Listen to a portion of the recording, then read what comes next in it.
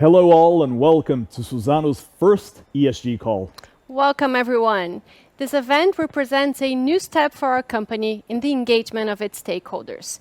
We're responsible for sharing our practices and ambitions to enhance accountability and also to influence other companies to prioritize sustainability as an essential part of their business strategies. Today's event will take place in 4 parts.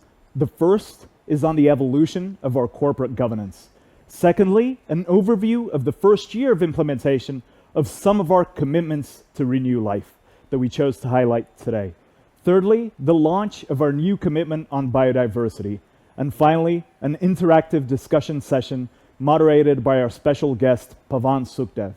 To start things off, and since sustainability has been a key topic at Suzano since the very beginning, we invite our reference shareholder, chairman, and coordinator of the Sustainability Committee, David Fefe, to officially open the event.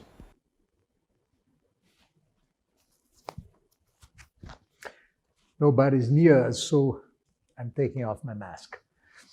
Well, I hope you and your families are all doing well and in good health. Today is a very special day for Suzano. We are extremely excited to address a subject that has for many decades been of paramount importance to us, ESG. Indeed, environmental, social, and governance were inbuilt into Suzano's DNA and daily operations long before they became a hot topic. However, while we have already come a very long way over recent years, we also recognize that our ESG journey is far from complete. We are committed to continuously reviewing and advancing our position, which is driven by having clear goals, but also eyes and ears wide open. We must continue to deliver great results in the short term and at the same time investing in perpetuating for the benefit of Suzano and, more importantly, the planet. This ambidextrity is both a mindset and part of our daily life. I want to take the opportunity to talk to you all about our purpose. The word renewal has a special meaning to us. The foundation of our business is renewable, and our planet needs renewal. We strongly believe it's only good for us if it's also good for the world, which is why our purpose is renewing life inspired by trees. After all, we plant the future today.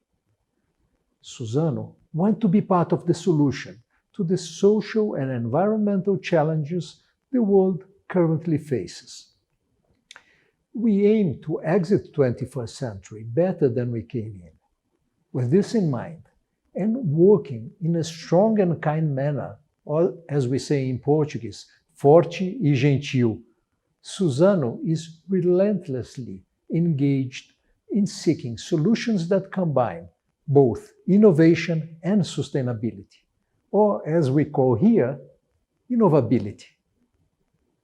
I am now pleased to invite Clarissa Lins, founding partner of Catavento, board member of several important companies around the globe, and value member of Suzano's Sustainability Committee.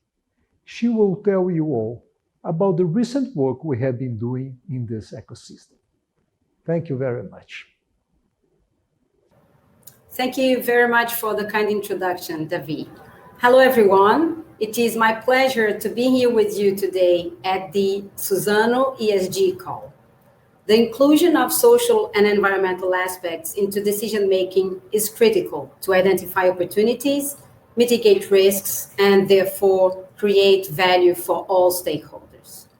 And the foundation for this to happen is a solid governance that can drive the company to the integration of a sustainability strategy connected to its business model. As a member of Suzano's Sustainability Committee, I have the opportunity to be involved in various high-level discussions with my fellow committee members, including board members and external experts. In this capacity, it is my expectation that the Sustainability Committee can always contribute in a transparent and open manner to a debate that raises the bar of the company, sustainability strategy, and commitments. In particular, some of these commitments have helped shape the long-term targets of the company, the performance of some of which the company will share with you today, as well as its new biodiversity target to be launched during the event. So I hope you enjoy, stay safe, and see you soon. Thank you. Our story has been written by looking at nature and the world and learning from this integration and dialogue. Today's event has the participation of a special independent guest who will lead at the end of our presentation an open discussion to which everyone is already invited to participate. Pavan Sukhdev, founder CEO of GIST Advisory and author of Corporation 2020. Pavan was managing director at Deutsche Bank and was formerly the leader of the United Nations The Economics of Ecosystems and Biodiversity, TEEB. Pavan was also recently awarded the Tyler Prize for Environmental Achievement. Pavan, it's an honor to have you with us. Welcome. Okay.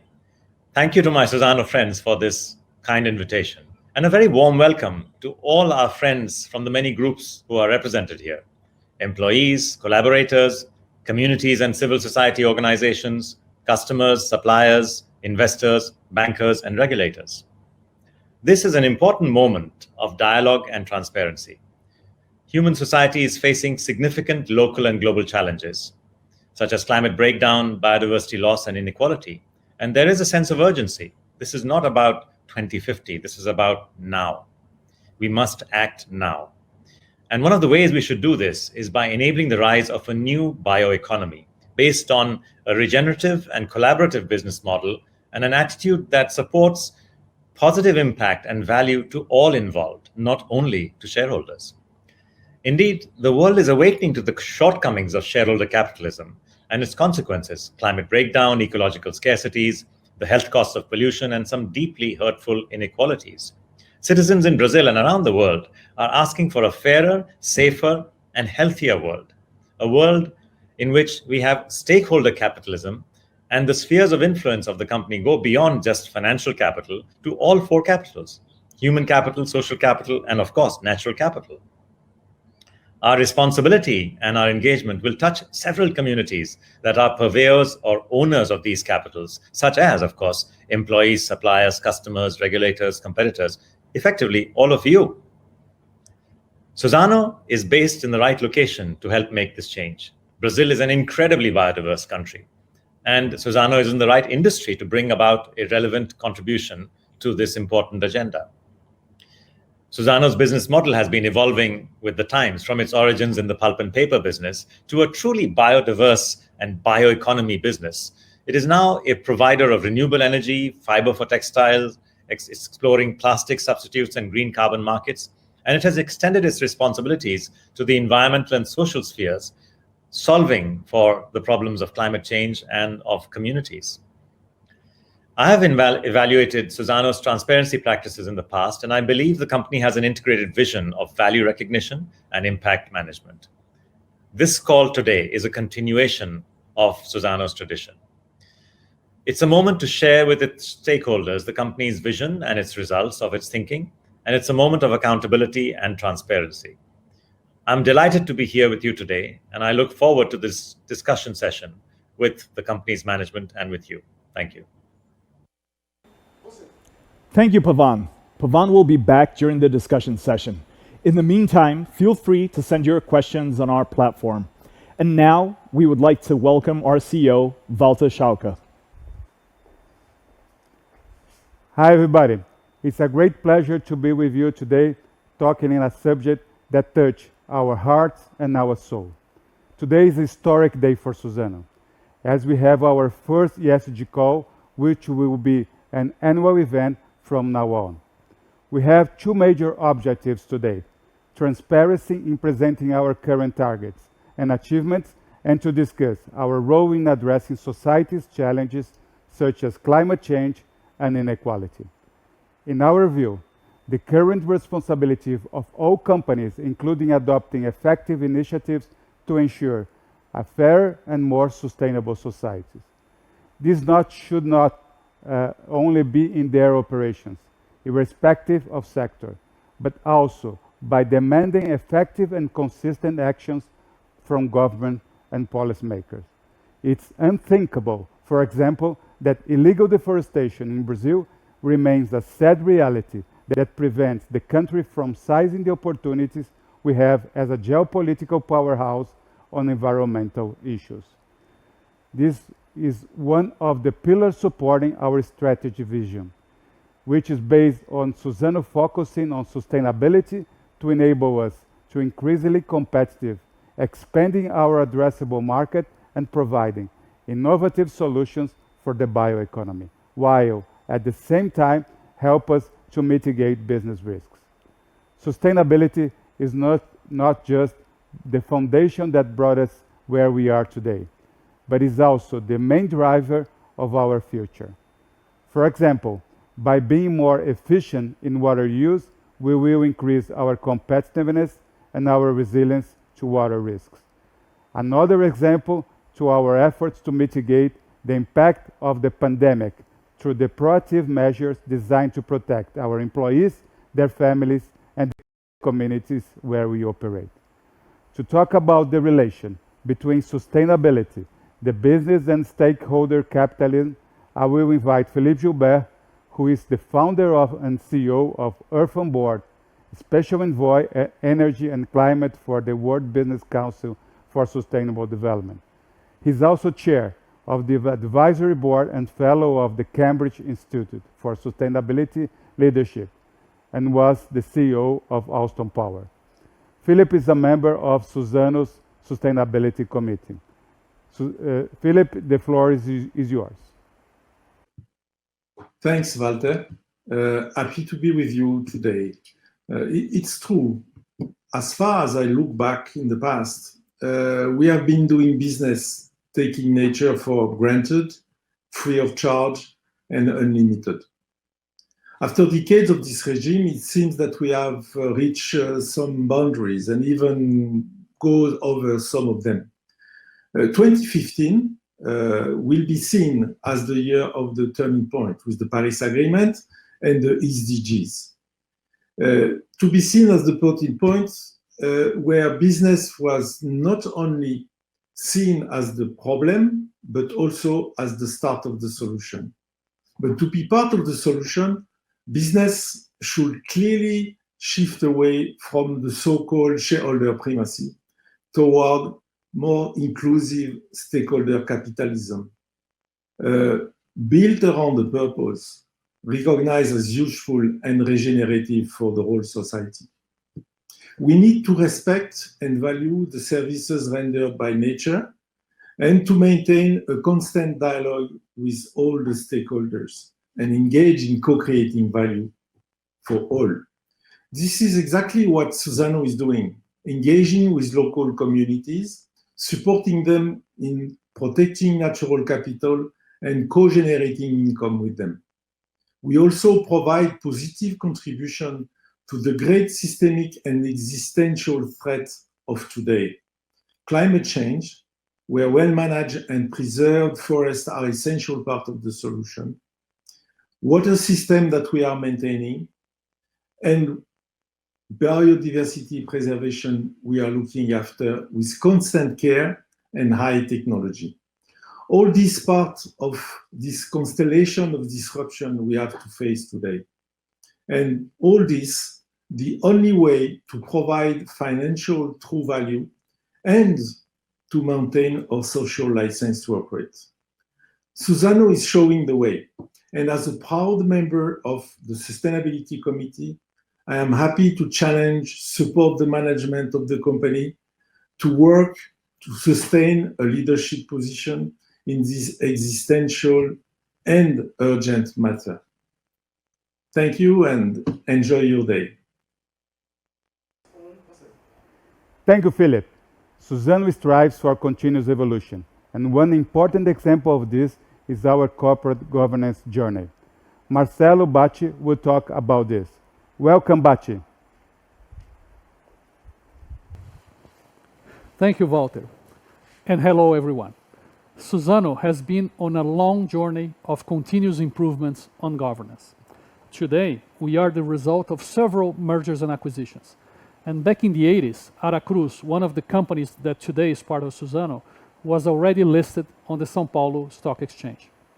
Since then, we also listed in the US, being Aracruz the first Brazilian ADR ever. We moved in 2017 to the highest listing level at B3 in Brazil, converting all shares to common without any premium to the controlling shareholders. In 2018, we became 100% compliant with SOX.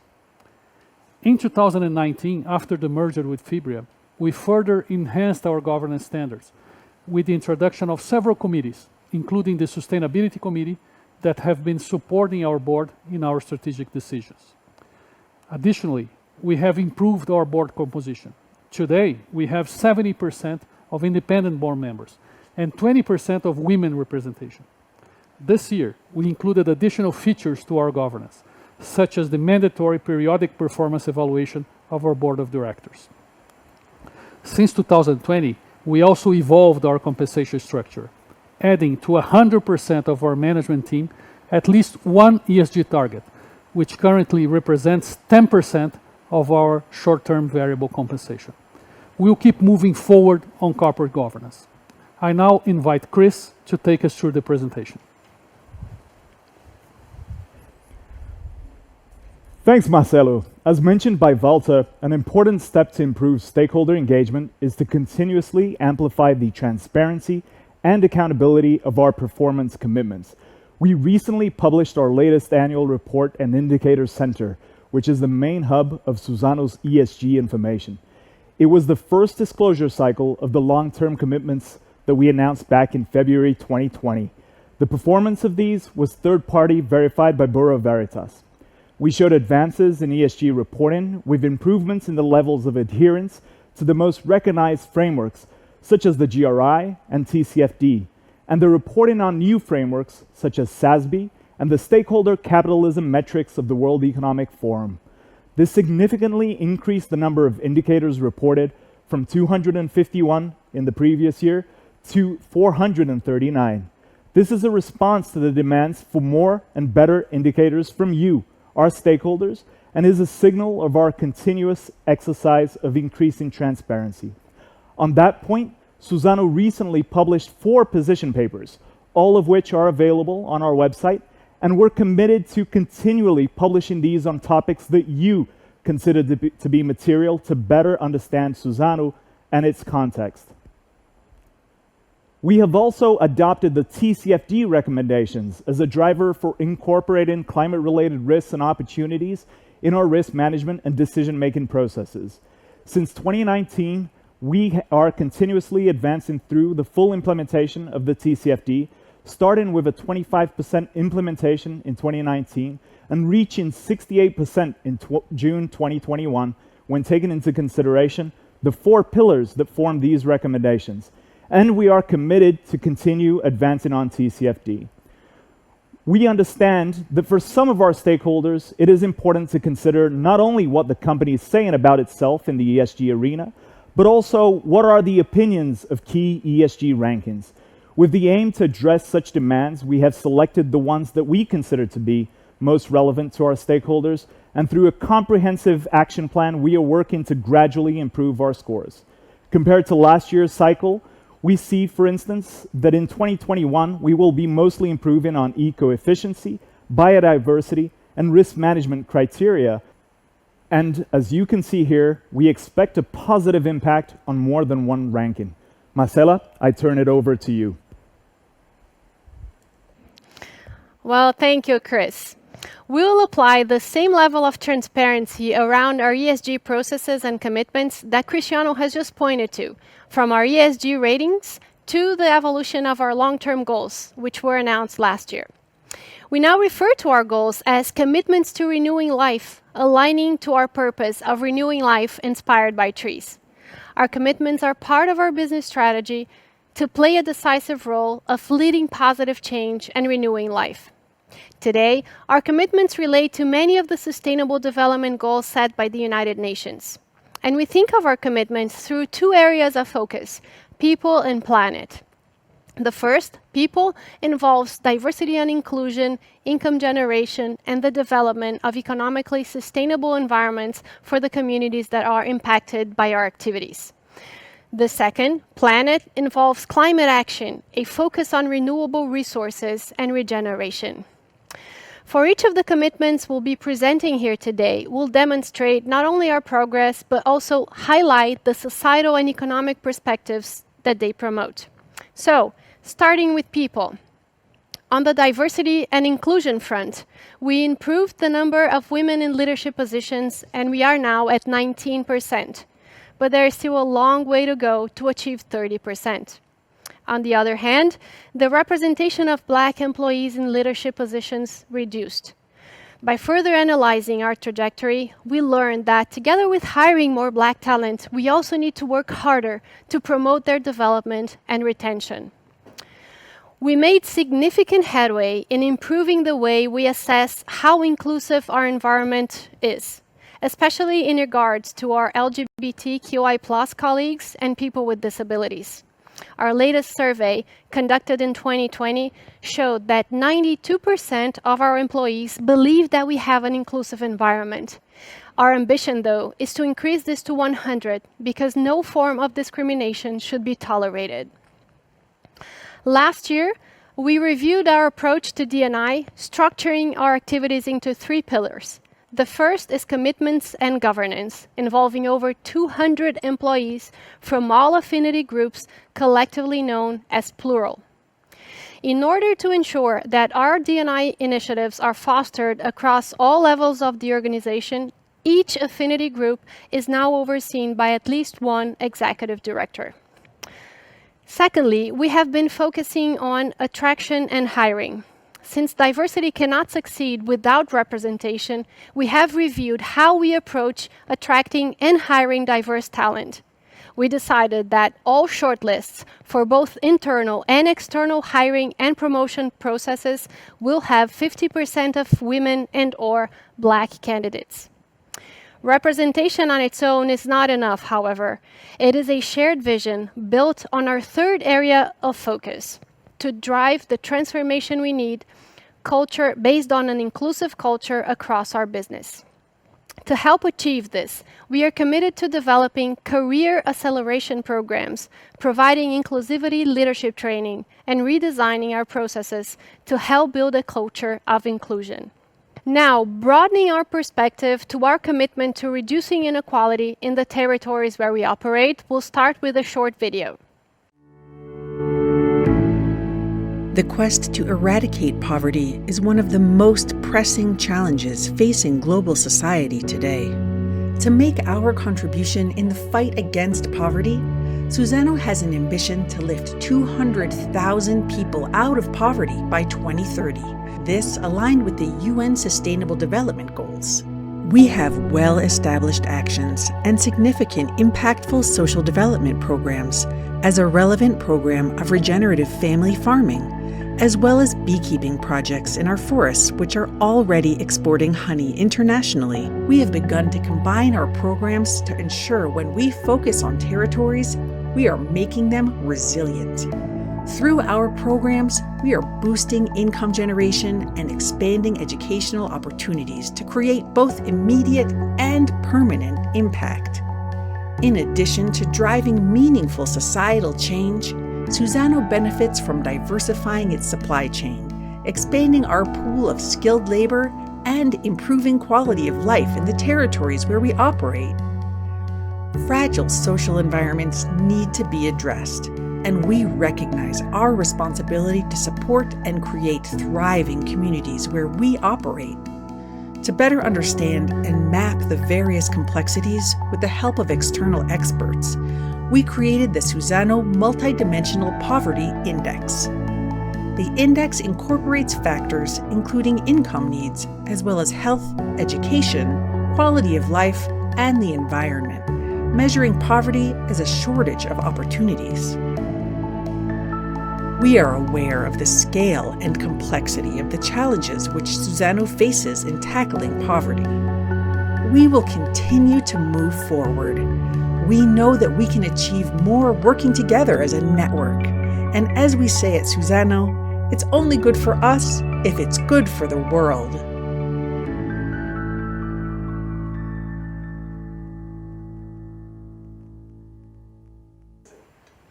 The highlights we have showcased here are the result of a journey of evolution on our social development strategy. Over a decade of consistent fieldwork, developing methodologies, building networks, and above all, fostering a system of mutual cooperation have enabled us to engage in productive dialogue with different stakeholders to create a shared vision of territories and regeneration.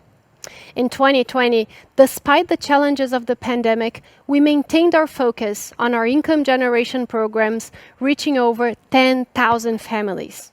We lifted over 2,000 people above the poverty line, and we were able to further reflect on how to escalate our impact. And one of the foundations of the concept of resilient territories is systems thinking.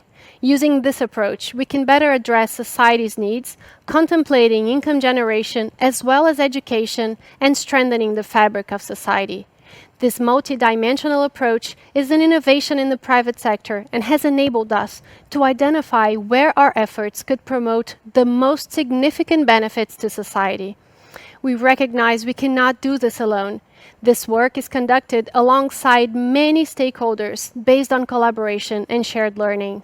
With these strong partnerships in place, Suzano is well positioned to build resilient territories as well as play our part in the reduction of poverty and the regeneration of society. Now, Chris, the floor is yours. Thank you, Marcela. Now we will turn to some of the commitments related to the planet. And to present the commitment on offering products from renewable sources, I invite Claudia Madri. Claudia, welcome.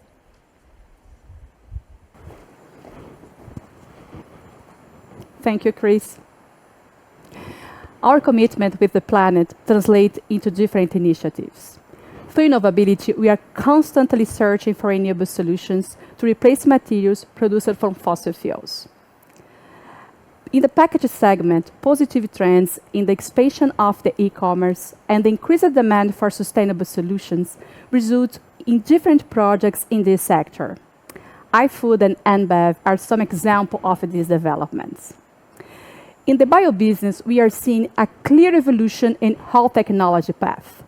In the bio-oil project, the interest from potential customers has greatly increased with the relevant players in the petrochemical sector. In lignin, we started our industrial operations. This is still a small volume at the moment, but there is a great potential for developing several applications. In the textile marketing, we recently announced a joint venture with Spinova. Our initial project with them is already underway in Finland. And yesterday, the company completed the IPO process, achieving a very attractive valuation of 275 million euros. And Adidas as one of the cornerstone investors. Despite our result last year, we are aware that developing a new business is a process that requires resilience and confidence over time. Based on that, and connect with our bio strategy, our goal is to position Suzano as a key player in the diversified market. Consider these 4 important segments that represent $50 billion a year. Gradually increase our knowledge, improve processes, and development application to reach its full potential. And finally, replace 10 million tons of plastic and fossil products by 2030. And now, I hand over to Pablo, who will tell you more about Suzano's commitments to work towards a low-carb economy. Pablo, the floor is yours. Thank you, Claudia, and hello, everyone.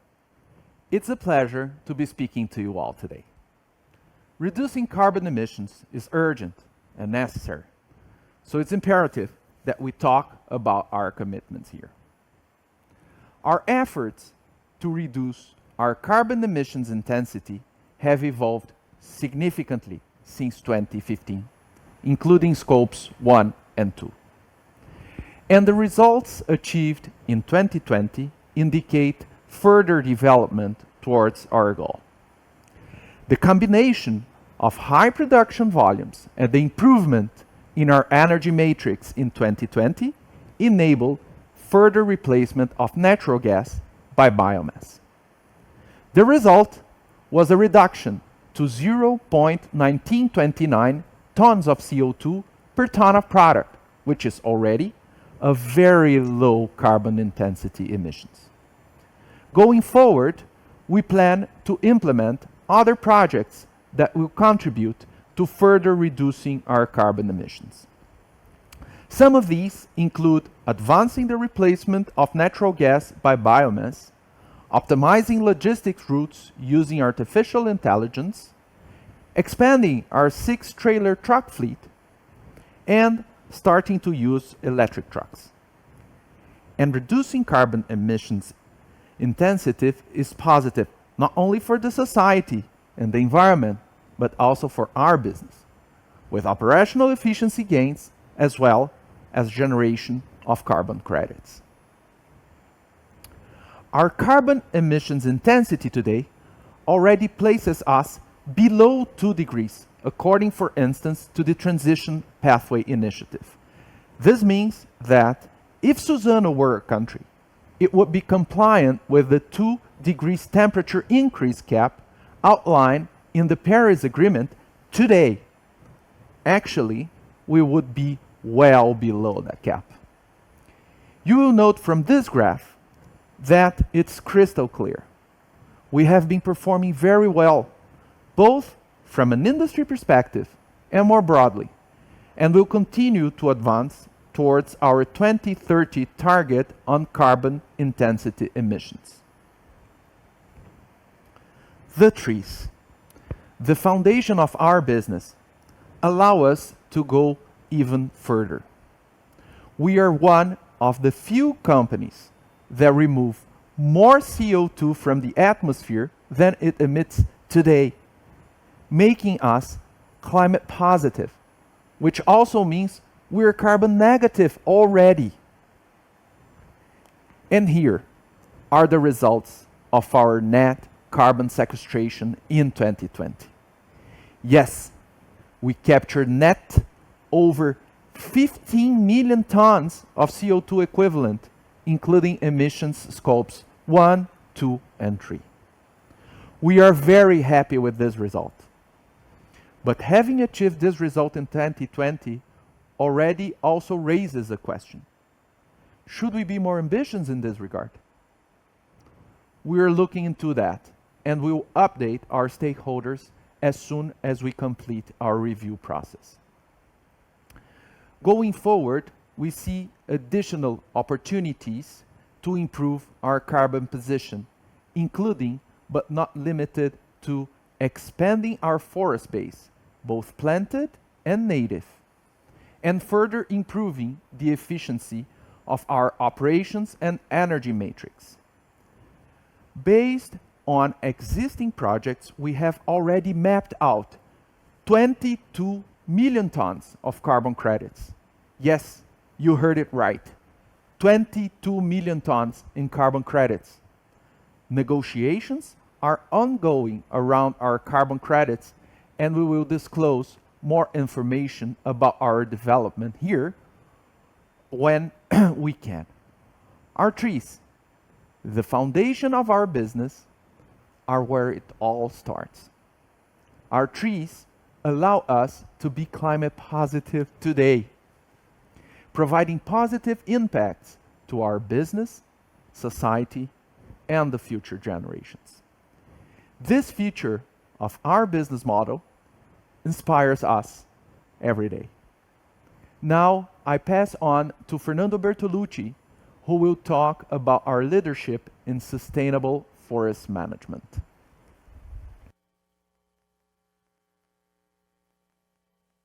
Thank you, Pablo, and good morning, everyone. Earlier, Claudia presented to us the progress we have achieved on our journey from fossil to fiber. And Pablo has just shared more about our initiatives to make Suzano even more climate positive. But where does all this start? The answer is in our forests, both planted and native, based on our sustainable forest management model.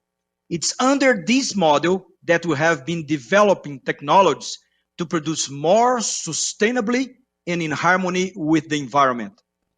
At the heart of this, we have 1 million hectares of native reserves, or 40% of the total, which we have devoted to conservation. Most importantly, these 1 million hectares are not separated from our areas. We have developed a forest stewardship system that mixes planted native forests. This has been a win approach that we call forest mosaic. But we don't stop there. Other highlights of our sustainable forest management include all Suzano industrial units are certified by FSC and or CIRFLOR or PEFC. We are fully committed to zero deforestation, not only in our operations, but also in those of our suppliers. Our operations occur only on our red enterprised areas. We have established a wood purchase policy to deal with the chain of custody and traceability of our wood. Very important, we take care of our biodiversity and soil conservation. And Walter will talk more about biodiversity in this call. And last but not least, we're fully committed to responsible water use. Talking about water, many companies adopt responsible water use in their industrial facilities. And of course, we do the same. We also have goals and actions for that. But today, I'd like to share with you what we have been doing to be better stewards of the water in our forests. Together with soil and biodiversity, water is one of the most important resources in our forest strategy, since it directly impacts our ability to manage our planted forests productively and sustainably. We recognize that the issue of eucalyptus and water remains a source of ongoing controversy for many stakeholders. To reflect this, our approach over the last 30 years has been based on generating scientific data, research, working in partnership with the research institutes, companies, NGOs, and academics, both in Brazil and abroad, as you can see on this slide.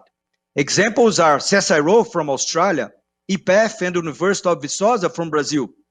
They have been working with us since the beginning of our research on forestry water. Related to this scientific approach, at this point, I'd like to share some data published by a third party. This comparison that we see in this graphic of various agricultural commodities such as wood, grains, meat, and cotton shows that eucalyptus is the crop that presents the most efficient use of water based on the amount of water in cubic meters needed to produce 1 kilogram of end product. While eucalyptus needs 0.4 cubic meters of water to produce 1 kilogram of wood, cotton, for example, needs 10 cubic meters of water to produce 1 kilogram of fiber. Even if you compare with native trees, such as in the Cerrado region, those trees require 2.5 cubic meters of water, significantly more than what is required to grow our eucalyptus. The evidence is very clear in this graphic. Compared to other options, eucalyptus is a very good choice for meeting the world's biomass needs. Whilst we are examining the efficiency of eucalyptus compared to native forests, I'd like to touch briefly on another scientific study, also published by an independent party. In this case, the researchers evaluated water availability in the soil over time in eucalyptus and in native tropical forests.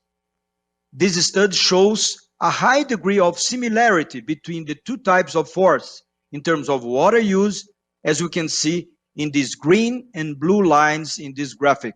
In summary, Based on these scientific studies and through our sustainable forest management model, we have been able, over decades, to produce more using less natural resources. Despite these advances, we are always pursuing new avenues to improve our water efficiency. As an industry pioneer, in 2020, we launched our long-term goal related to water in the forest. As a result, we have already mapped the 2,000 watersheds across the various biomes in which we operate. Our data shows that approximately 6% of our planted areas are more sensitive to water loss than others. In these more sensitive watersheds, we are implementing new forestry practices, seeking to balance our water needs with those of society. Some examples of practices that we are planning to implement in the coming years to achieve our long-term goal include diversifying ages. It's a kind of mosaic age. Adequate planting density, optimize forest cycle, forest restoration, of course, and we are also evaluating crop livestock forest integrated systems. Finally, it's important to emphasize that Suzano's vision goes beyond water and even beyond our own land. We must also focus on other important pillars to create a regenerative landscape. To talk about this, I want to hand over to Walter, who will present something really transformational, not just for Suzano, but for the society in general. Please, Walter, the floor is yours. Thank you. We now approach one of the most exciting parts of our session with you all.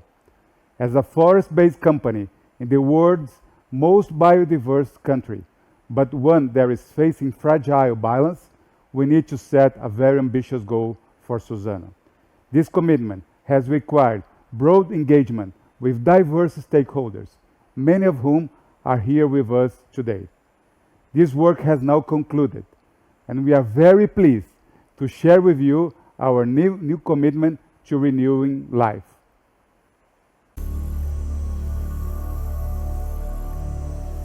Everything in nature is connected.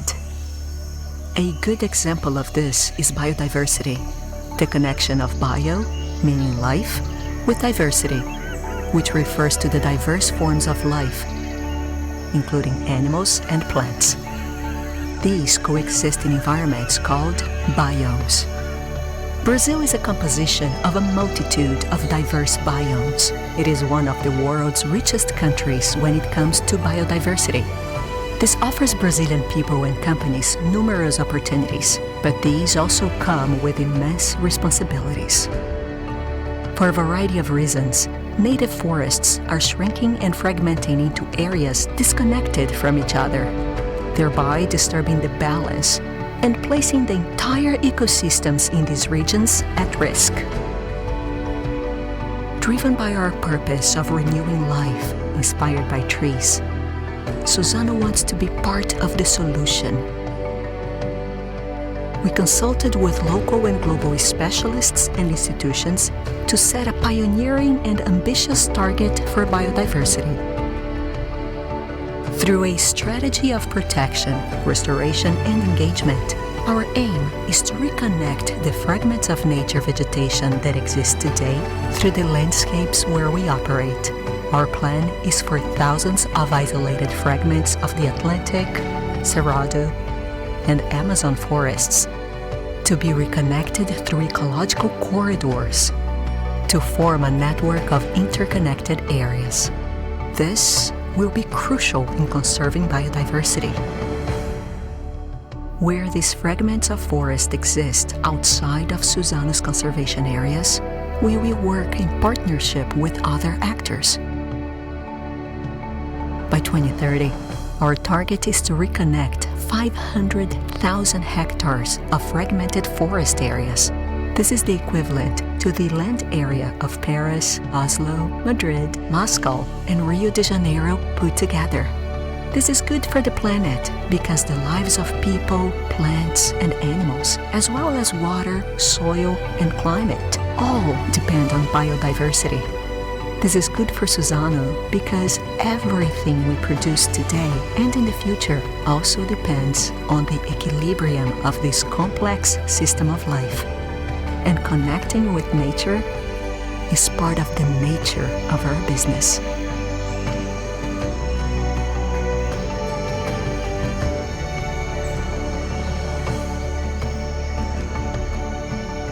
Suzano, we plant the future. We enjoyed this very nice video. Now, to start our discussion session, I would like to invite Pavan again. Hi, Pavan. Greetings, how are you? It's a great pleasure to be with you, and let's start our discussion session, Pavan. Yes, and in fact, I have questions streaming through. Clearly, this is a popular session and there are many questions. So I'm going to just select based on variety, which have come on many, many topics. I will not be naming the names of the people asking, but they are exactly as I have received them. So the first question that I have selected is to do with a sustainability-linked bond. And the question is, Suzano was the second in the world to issue a sustainability-linked bond. Are there any plans to continue to pursue ESG-type financial instruments? Guys, Question for you, perhaps. Today we have all the executive committee with us. I'm going to address the questions to whom is the best expert to answer that specific question. Now I'm going to invite Bachi to answer this question. Please, Bachi. Okay. Thank you, Walter. Pavan, thank you for the question. We have launched two transactions, two SLBs last year and this year, and we do intend to continue to participate in this market, and most likely in the coming transactions we should be using different targets than the one that we used in the first transaction. We used GHG emissions as a target for the first one, and most likely we will be looking into water usage and something related to diversity and inclusion. So you can expect Suzano to be back in this market very soon. Thank you. Very good. Thank you very much indeed. And in fact, the next two questions I have selected, Walter, in fact, relate to some of the areas that were mentioned in the previous answer, which is diversity and inclusion on one hand, and water on the other. So on the issue of social inclusion and so on, so the question being asked is, with almost 2.4 million hectares of the forestry base planted and native altogether, I can imagine that social conflicts are part of the context. How does Suzano deal with such social conflicts? I'm going to ask Christian Ogmeister is going to answer this question. Please, Chris, the floor is yours.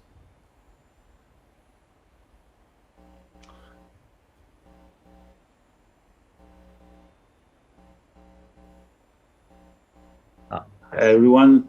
Thank you for the question.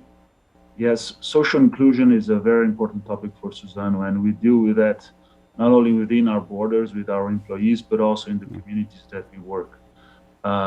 Internally, we deal with that, trying to promote an inclusive environment for everyone to work.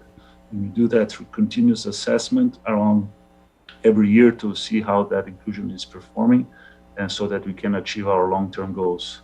Externally, we engage proactively with our communities wherever we operate to make sure that they understand what they're doing, we understand their needs, and we try to co-develop together solutions for the environment and the society in which we operate.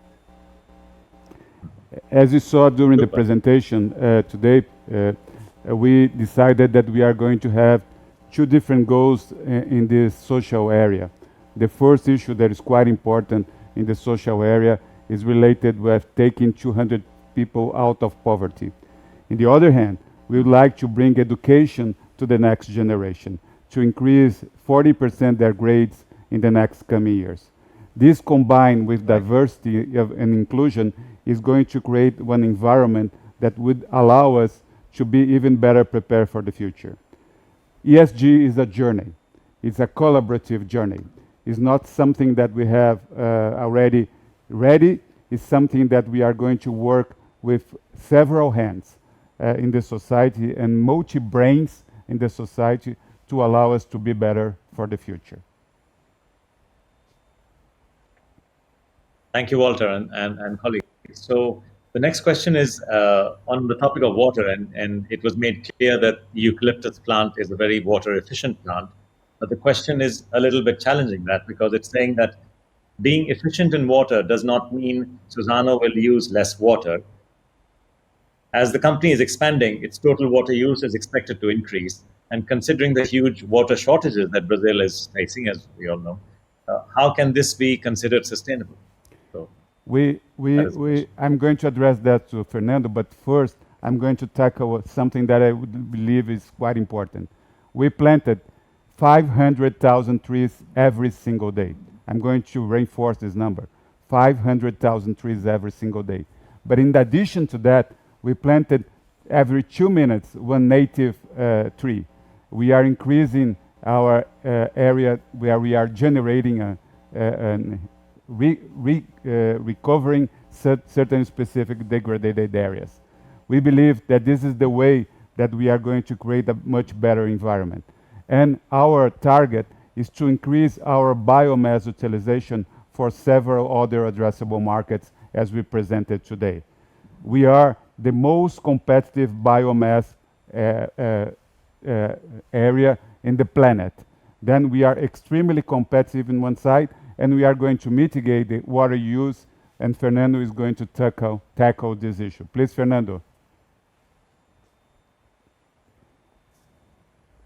Thank you. Thank you for the question, Pavan.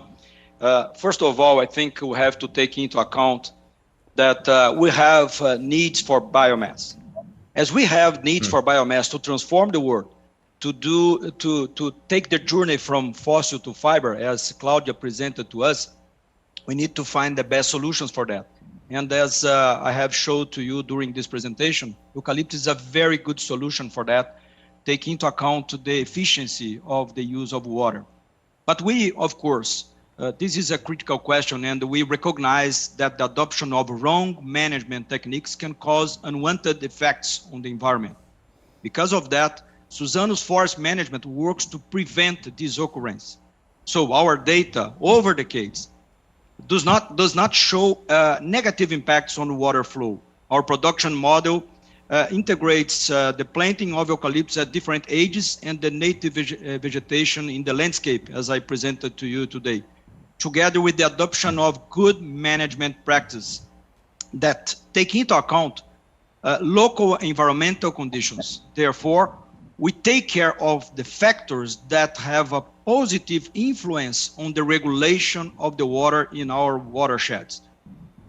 In addition, our management system protects springs, riverbanks, food plants, and ensure the continuous water cycle. So we understand this is a critical question, and we have been working very hard in order to mitigate any negative impact related to that. But again, eucalyptus probably is the best solution to meet the world needs of biomass to do the journey from fossil to fiber. Thank you. Thanks for that detailed answer. Now, another area of business that was discussed, Walter, was very much part of the bioeconomy. It's basically green carbon. So another question that I have just selected is regarding that. And the question is that you talk about potential 22 million in carbon credits. What revenues or profits could this generate? And can you give us an example of one of these projects? Well, I'm going to start answering that, then I'm going to invite Pablo to join us to answer this question as well. It's very important to mention that our vision for the future is that we would be able to monetize carbon. We are already 22 million tons of credit markets to be monetized in the next coming years. We can do it through two different ways, regulated and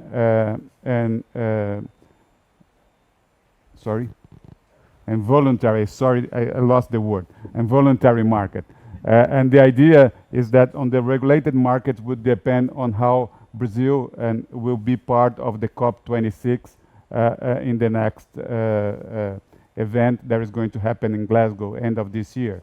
If Brazil would be part of that, then we'll be able to have part of the regulated market.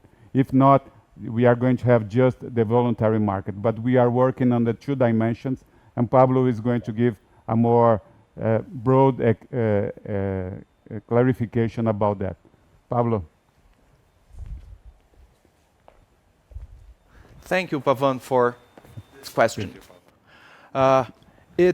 In our view, it's very important that the parties to the Paris Agreement advance in their negotiations in Glasgow in November. The creation of a global regulated carbon market, in our view, is one of the most powerful tools to combat climate change.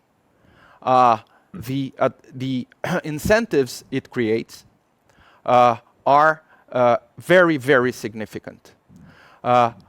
As we shown in our presentation, we have mapped out already 22 million tons in carbon credits to be traded.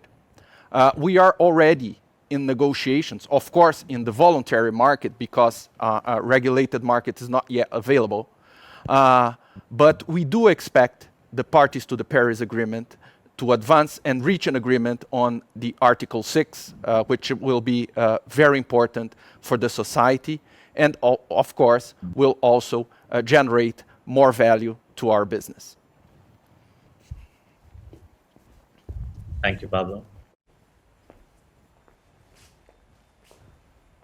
The next question of Walter sounds like it's a question almost to me, but I'll read it. So maybe both you and I can try to answer this. And it says, investors intend to incorporate ESG as in environmental, social, and governance assessments. Investors intend to incorporate ESG assessments on companies' valuations, but they are still learning on how to do it. How could you help investors to overcome that challenge, is the question. And are there any specific focus or care areas that should be taken? Well, maybe just from my side, I introduce a few thoughts on this, because it is important. To be honest, today I am observing that investors are becoming very concerned about how to measure the sustainability of companies. And actually, not all of them are happy with these more than ESG rating methodologies. And they are now saying, look, this is too confusing. There's no consistency. There's no transparency.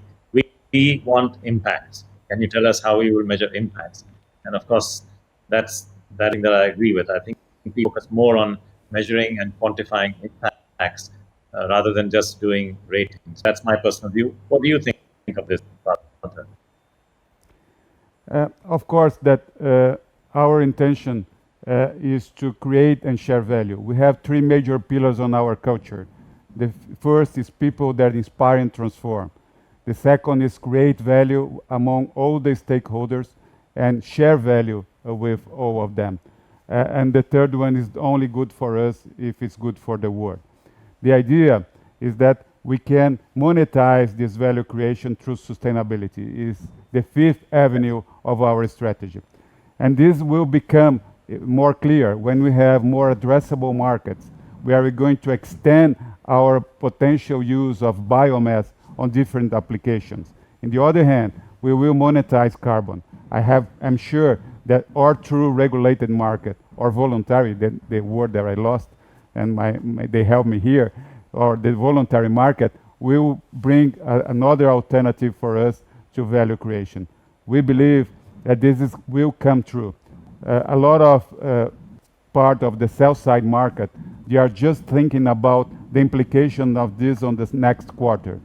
We are thinking long-term.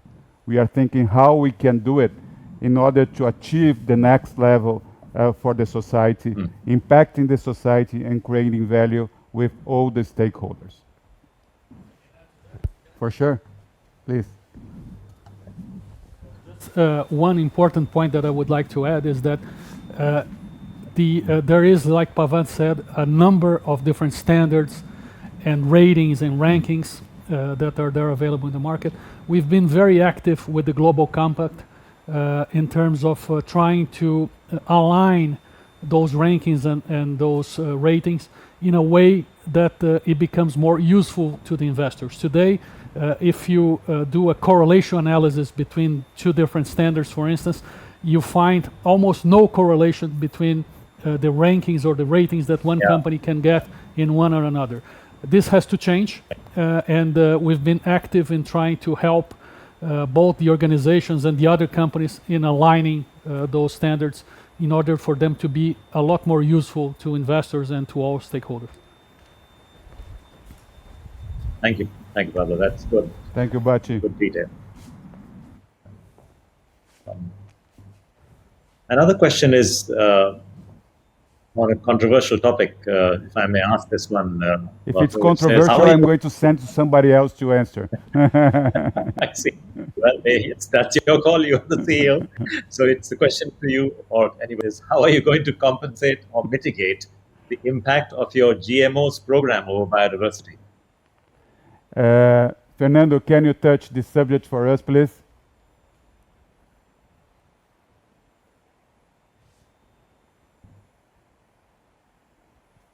Fernando, can you touch this? Sure, Walter. Thank you. I think it's important to emphasize, Pavan, that we have been developing genetically modified trees because we strongly believe that scientific and technological innovation, including the use of GMOs, is part of the solution for a sustainable forest management. So it's not the problem, it's part of the solution.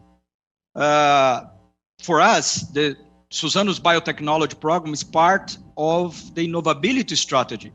Just to give you some examples, and it's important to emphasize that at this moment, we only use these at the research level.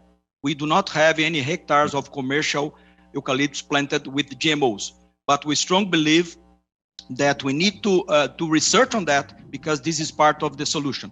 Just to give you an example of that, our most advanced technology is yield-enhanced eucalyptus that we approved by the Brazilian Technical Commission on Biosafety and Bio in 2015.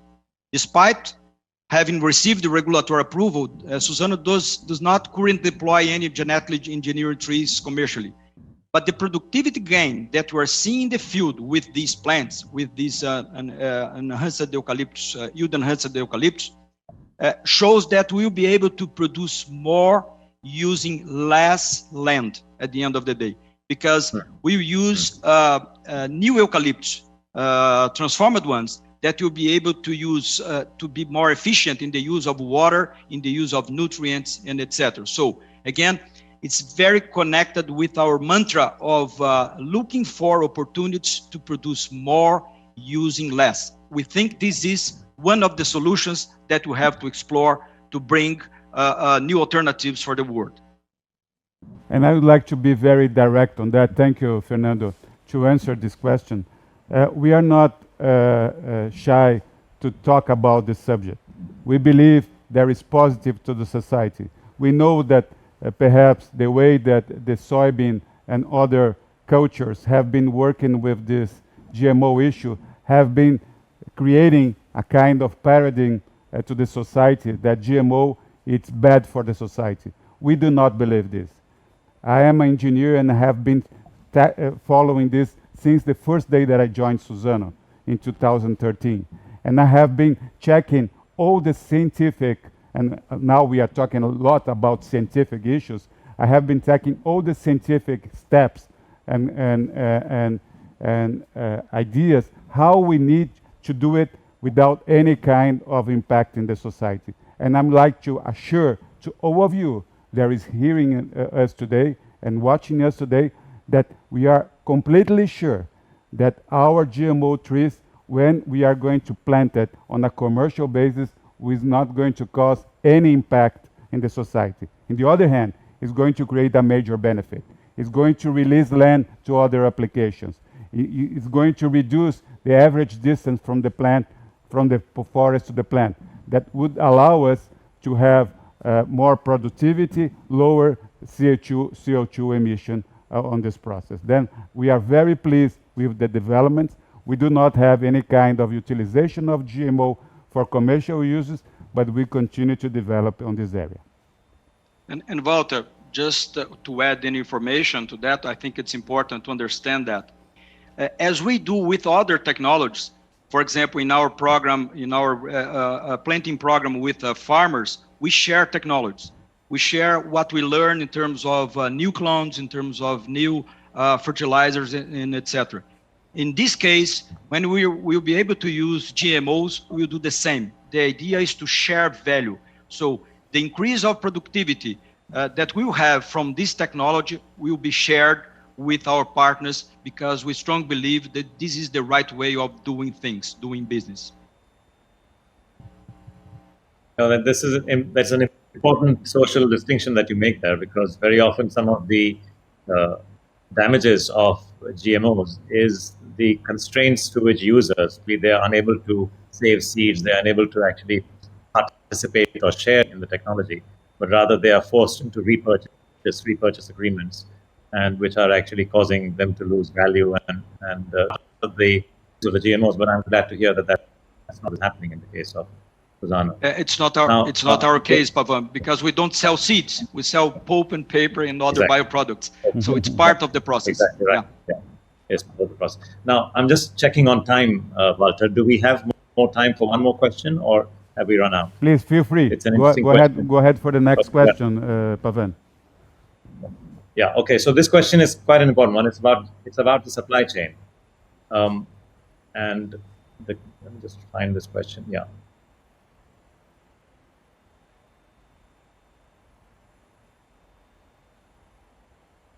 Yeah. The question says the following: what has been the role of your suppliers in the development of new solutions in textile, biomaterials, biofuels, and how do you see the new opportunities in this pathway with your suppliers?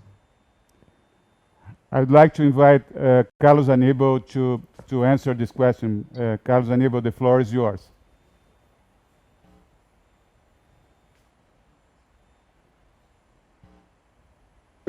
Yeah. Would you like a question? What's been the role of your suppliers in the development of new solutions in textiles, biomaterials, goods, and how do you see the new opportunities in this pathway with your suppliers? Hello, everyone, and thanks for the question, Pavan. Before going straight to your question, I would like to say that on the supply chain management side, we have in place several policies and procedures to support our analysis and the risk assessment. Our policies, anti-corruption, code of conduct are shared, are submitted, and discussed with our suppliers. And we also carry out a background check, field visits, due diligence audits to make sure that we have a full compliance. More lately, we have been working even closer to some of them to invite them to be, to have them as our partners, going after solutions, developing some, joint work to help us on the biomaterials, to help us on the textile. So more than ever, we have our suppliers and most importantly, the key suppliers working pretty close to us. Perhaps Vinicius can go and answer this question to complement on the answer as well. Vinicius, the floor is yours.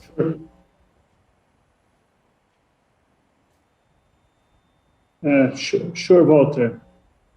Are you seeing me? Because I can't see myself on the screen.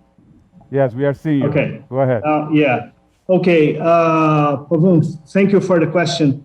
It's not only the partnerships that we have with suppliers, but in the whole value chain. We have a number of technology partners helping us to implement these projects that we are envisioning.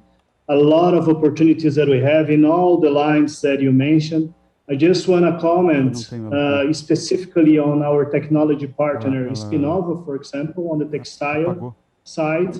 This is a Finnish startup, used to be a Finnish startup because yesterday we had the IPO of this company.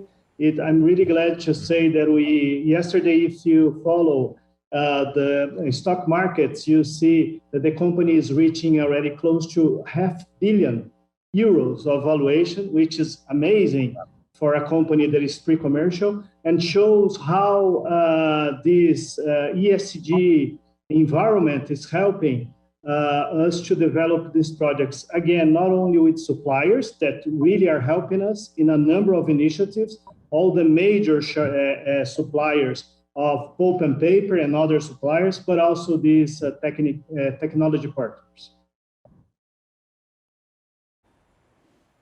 Thank you for that further information. We are supposed to have the last question, but I got one question here that I think would be very important because it's very controversial, and I believe that it's quite important that we answer that if you allow us. I got an answer. Please go ahead. I got a question is, how is Suzano working to resolve the legacy controversy related to its subsidiary Veracel, which has been accused of land grabbing, deforestation of native forest, and violation of health and safety laws prior to its purchase by Suzano? Well, I would like to answer this question telling that we have been working with different communities, including the Veracel communities. We have a very clear paper position on that. You can go through this on our website. I would like to ask Pablo to give a more broad answer about this question as well. Please, Pablo. Thank you for this question, which I believe to be a very important one to our company. Since we completed the merger, we've gone into details about all the matters involving Veracel. And since then, we have learned that Veracel works with transparency and closeness with all the communities which are surrounding its operations. And these pleased us a lot. Of course, there are problems, and Veracel is tackling all that problems in a very good manner. We, as one of the shareholders of Veracel, of course, we support the dialogues and the negotiations with communities, but I am pleased to say that we have today a peaceful situation in all the lands operated by Veracel. And finally, in terms of this accusation of land grabbing, we've also made a very deep investigation into that. And I can ensure that Veracel has the title and due title to all its land. This is not enough because this is legal, but going beyond legal, I think Veracel is in a very good and positive manner engaging the stakeholders surrounding its operations and dialoguing to find the best peaceful solutions to all this type of conflicts that happened in the past. Thank you. Yes, I just saw that question come up on my screen as well. Good. Thank you for answering that one. Thank you, Pablo, and thank you, Pavan. I think now we are getting close to the end of our session. I'd like to, Pavan, thank you very much for your valuable contribution for our session today. Well, thank you very much. It's been really interesting, and to try and draw some threads from what I've heard today. Walter, you mentioned what I call the two key parts of the approach that Suzano has taken, which is, I would say, transparency and agency. And transparency in terms of wanting to engage your stakeholders through this novel feature of having an ESG call. People always have investor calls, right? So I think you are setting the stage for the future by having a stakeholder call. This is what it's about, because it's about ESG and it's about sustainability. And the other thing I'll say is that the engagement of stakeholders and presenting transparently and answering difficult questions, as you have done, I think is key. The other side of it is what I call agency, which is the willingness to act, to take a responsible role in society, and therefore present actions, for instance, your biodiversity strategy in terms of working on the corridors. I like that strategy. In fact, in Brazil, many years ago, I don't know if people are even remembering this, but there was a big controversy a couple of decades ago called SLOS, single large or several small areas, what is better? And it was proven by Professor Tom Lovejoy and his collaborators that in fact single large is better. But of course, during this time, lots of fragmentation has happened. So now what do? In fact, building the corridors is one of the solutions to that fragmentation. Now that we know, scientifically established by Dr. Lovejoy and his colleagues, that in fact larger areas are better for biodiversity, not lots of small areas. So I'm very pleased to see this. That's an example of agency, action being taken by the company in that direction. So thank you, Walter. Back to you.